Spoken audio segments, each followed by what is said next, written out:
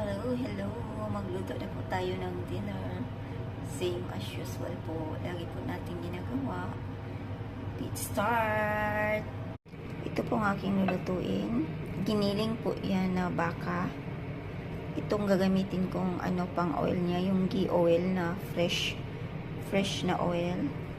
Gagamitan ko siya ng sibuyas na puti, white. Powder na garlic, paprika.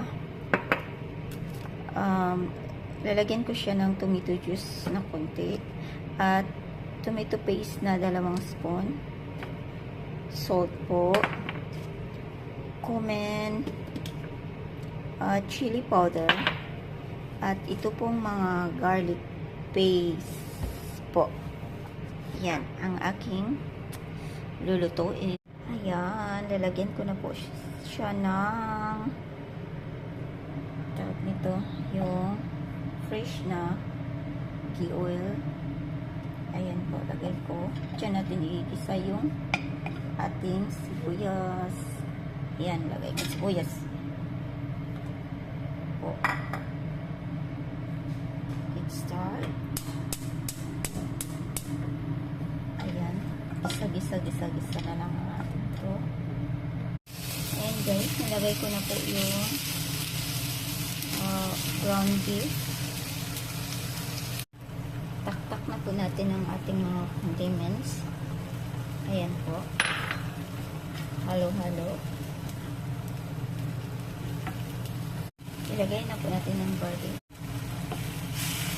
Ilagay na natin ang ating tomato juice. Shake muna. Ayan. At ang ating tomato paste.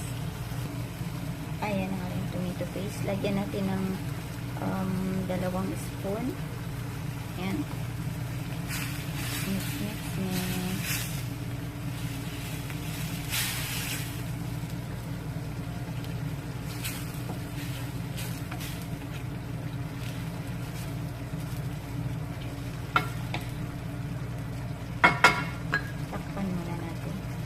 I-check po mga guys.